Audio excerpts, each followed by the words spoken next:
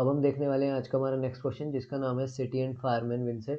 ये एक basics of disjoint set structures basically DSU का प्रॉब्लम है हैकर्स के अंदर। इस प्रॉब्लम में हमें गिवन है there are n cities numbered from 1 to n connected with two-way roads. Vincent is a villain who wants to set the entire road ablaze.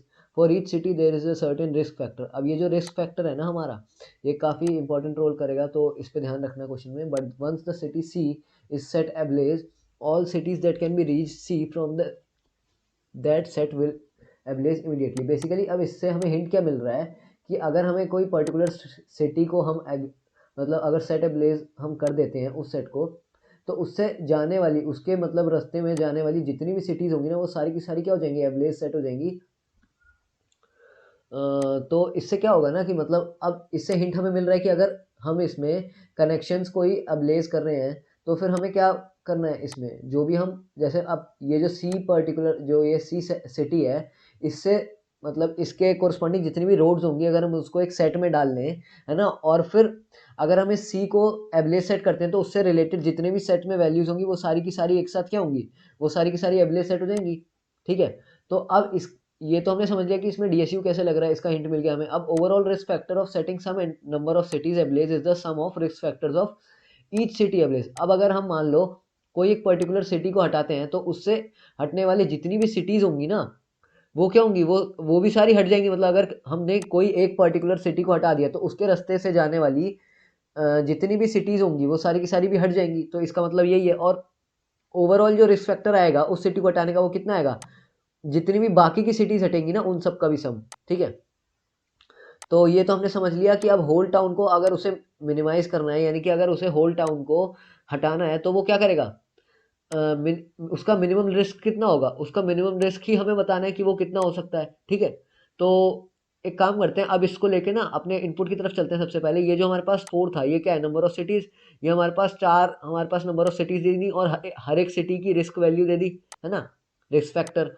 और ये हमारे पास नंबर ऑफ ऑपरेशन है, ये शायद नहीं, नंबर ऑफ रोड्स हैं, है ना, जो कि हमारे को सिटीज के लिए चाहिए। तो एक तो कनेक्शन है, मतलब रोड जो है वो 1 से 2 पे है, यानी कि जो फर्स्ट और सेकंड वाली जो सिटी है इन दोनों के बीच में कनेक्शन है। और जो फोर्थ और फर्स्ट वाली सिटी है इन दोनों के बीच में कनेक्शन है। तो बेसिकली मैं क्या कहना चाह रहा हूँ, अगर 1 और 2 के बीच में कनेक्शन है और 4 और 1 के बीच में कनेक्शन है, तो फिर हम ये कह सकते हैं कि 4 और 2 के बीच में भी कनेक्शन है ना। तो हम ऐसा कर सकते हैं कि अगर हम किसी भी इन दोनों में से, इन तीनों में से किसी एक को एक पेरेंट मान ले, यानी कि 1 को अगर हम पेरेंट मान ले जनरली जैसे करते हैं, तो ये जो बाकी की दोनों वैल्यूज हैं ये क्या होंगी, ये 1 के सेट में आ जाएंगी, 2 और 4, है ना। तो ये हमें बता देंगे कि अगर हम मान लो 1 को या फिर 2 को या 4 को, किसी भी एक को भी अगर हम हटाते हैं, तो उसके रिलेटेड जो भी वैल्यूज होंगी ना पेरेंट में, है ना, तो वो सारी की सारी भी हट जाएंगी, है ना। तो इसी इसी की मतलब इससे ही हमारा आउटपुट क्या आने वाला है कि अगर हम 1 2 और 4 को किसी को भी हटाते हैं, तो हमारे पास जैसे अगर हम 1 को हटाते हैं तो भी 2 और 4 बाकी अपने आप हट जाएंगे, और 1 और 3 को लेंगे हम, है ना। और अगर हम 2 को हटाते हैं तो 1 और 4 अपने आप हट जाएगा, और फिर 3 को हटाना पड़ेगा हमें। ऐसे ही अगर हम 4 को हटाते हैं तो 1 और 2 हट जाएगा, 3 को तब भी हटाना पड़ेगा हमें, क्योंकि 3 तो किसी के भी साथ कनेक्टेड नहीं है ना, तो 3 को अलग से हटाना पड़ेगा। तो ऐसे ही हमारे पास जितनी भी वैल्यूज होंगी ना हमारे उसकी सेट की, वही मतलब इस केस में हमारे पास आंसर हो जाएंगी वही, क्योंकि नंबर ऑफ वेज है। तो एक काम करते हैं, इस क्वेश्चन को ना समझते हैं पहले कि इस क्वेश्चन को अप्रोच कैसे कर सकते हैं।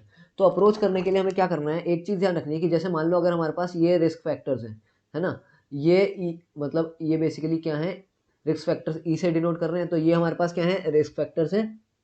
और अगर हमें ये चीज़ बोली है कि हमें ना इन दोनों का, अगर मान लो जैसे हम यूनियन कर रहे हैं किसी भी एक पर्टिकुलर वैल्यू का, जैसे हमें ये नंबरिंग 1 से स्टार्ट है, तो हम ये बोल सकते हैं कि जो इंडेक्सिंग है वो 1 से 1 बेस्ड इंडेक्सिंग है। तो हमें जैसे 4 सिटीज दे रखी है ना।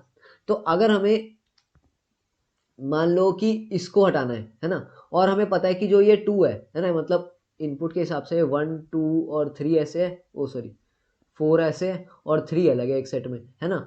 तो वही मैं बताना चाह रहा हूँ कि अगर मैं ये कह रहा हूँ कि मेरे पास ये थर्ड वाली को मेरे को हटाना है, तो मैं इस थर्ड को सिंपली हटा सकता हूँ, मेरे पास ये जो सिटी है इसको मेरे को कोई फर्क नहीं पड़ेगा, है ना।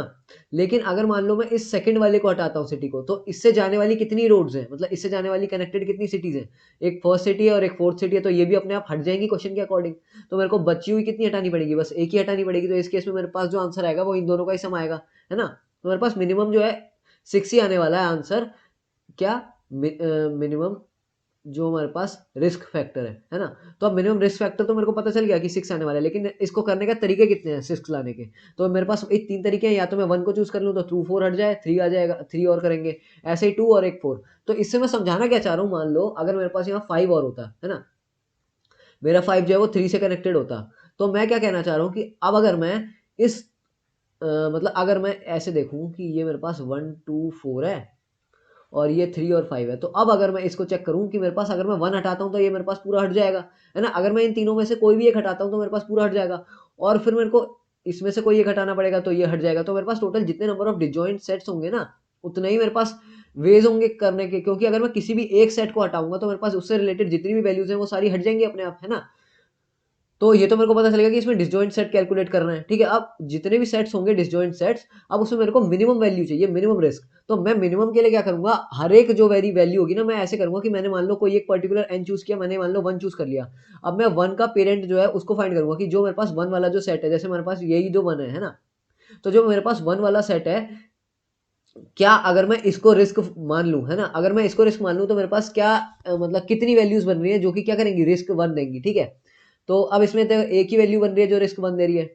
अब अगर मैं ऐसे करूं कि मेरे पास जो 2 वाली वैल्यू है ना, अगर जो मेरे पास 2 वाली वैल्यू को अगर मैं पेरेंट फाइंड करूं 2 का, तो 2 का पेरेंट 1 है। अगर मैं 1 का मतलब देखूं, चेक करूं कि मेरे पास 1 की जो रिस्क फैक्टर है वो कितनी है और 2 की रिस्क फैक्टर कितनी है, अगर ये दोनों इक्वल आती हैं, तभी मैं क्या करूंगा, अपने वैल्यू को क्या करूंगा, इंक्रीमेंट करूंगा।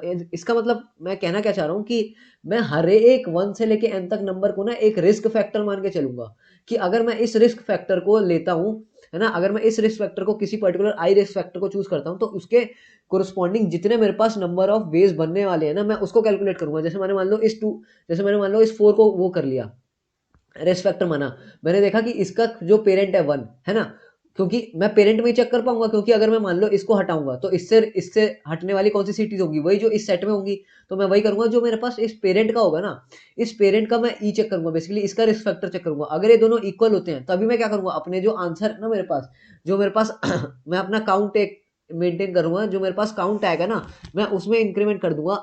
और जितने भी मेरे पास ऐसे करके नंबर ऑफ काउंट्स आने वाले हैं ना, उनको मैं एक एक करके मल्टीप्लाई करता जाऊंगा। जैसे मैं मान लो एक सेट में गया, है ना, एक सेट में मैंने पता कर लिया मेरे पास कितने नंबर ऑफ रिस्क फैक्टर्स है, ऐसे ही मैं क्या करूंगा, उसको मल्टीप्लाई कर दूंगा अपने जो प्रीवियस, जैसे मान लो मेरे पास इससे रिस्क फैक्टर बना कोई, मैंने 5 के लिए मैंने रिस्क फैक्टर निकाला, है ना, और उसको 3 से कंपेयर किया, 3 के ई से, जैसे ई ऑफ 5 को कंपेयर किया मैंने ई ऑफ 3 से, ठीक है। तो अब अगर वो इक्वल है तो मैं उसको एक इंक्रीमेंट कर दूंगा, कि मेरे पास जो इससे हटने वाली सिटीज है ना, वो आ गई मेरे पास, जो मतलब बेसिकली इसका जो रिस्क फैक्टर था वो आ गया। और इसके बाद जो मेरे पास प्रीवियस वैल्यू होगी ना इसके कोरस्पॉन्डिंग में, उसको मल्टीप्लाई कर दूंगा इससे, ठीक है। मतलब हर एक सेट के लिए मैं मिनिमम जो मेरे पास रिस्क है वो निकालता जा रहा हूँ, और हर एक के लिए मल्टीप्लाई करता जा रहा हूँ। मल्टीप्लाई क्यों, क्योंकि मैं वही बता रहा हूँ कि अगर जितने मेरे पास वैल्यूज होंगी हर एक सेट में, उतनी तो मेरे पास वेज होंगे। मतलब जैसे मैंने अभी बताया था कि मेरे पास अगर 1 2 और 4 है, तो मेरे पास यहाँ 3 तरीके हैं चूज करने के, तो मैं हर एक सेट में जितनी भी वैल्यूज होंगी उसको मल्टीप्लाई करूंगा, ठीक है। तो ये हम समझ गया।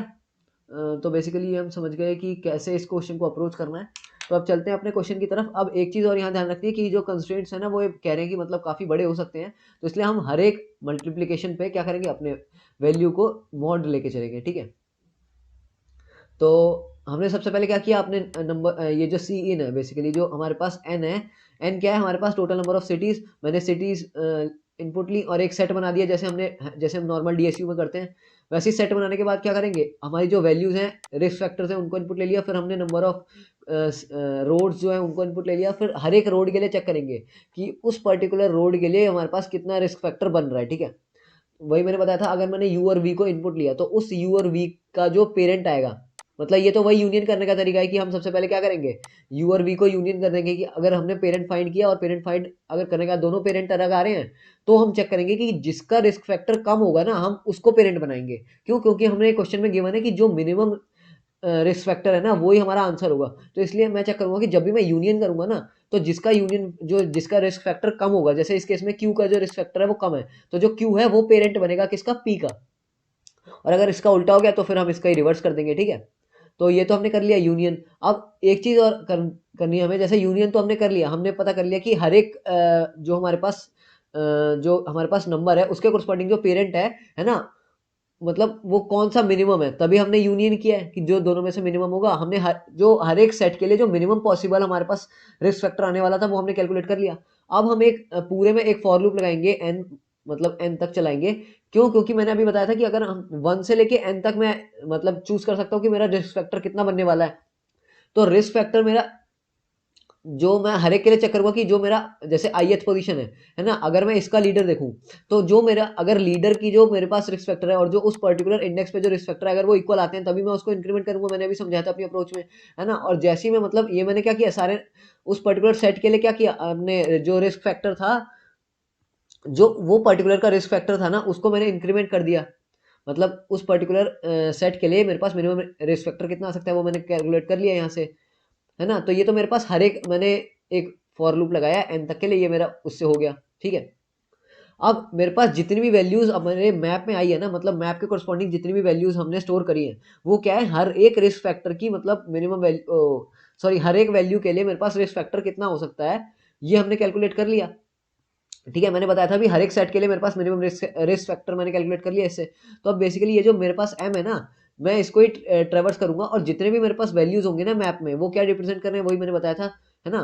तो अब जितनी भी वैल्यूज होंगी उसका सेकंड पार्ट, सेकंड से मेरा क्या मतलब है, क्योंकि मैंने इसको जो एम है ना, एम को मैंने क्या लिया था, एक पेयर लिया था, तो सेकंड क्या रिप्रेजेंट करेगा, सेकंड मेरे को वही रिप्रेजेंट करेगा जो हमने यहाँ पे जैसे मैप में इंक्रीमेंट किया है। तो जो इंक्रीमेंट करके जो वैल्यू आएगी ना, जो काउंट आएंगे वैल्यूज के, है ना, जो कि क्या करेंगे, मिनिमम रिस्क फैक्टर बताएंगे, वो क्या है वो मैंने यहाँ पे मतलब मल्टीप्लाई कर दिया कि जो मिनिमम रिस्क नंबर है ना उसको मल्टीप्लाई कर दिया प्रीवियस वैल्यू से। तो मेरे पास जो फाइनल आंसर निकल के आएगा वो क्या होगा, टोटल नंबर ऑफ सेट्स में मिनिमम मेरे पास रिस्क फैक्टर कितना बन सकता है, ठीक है।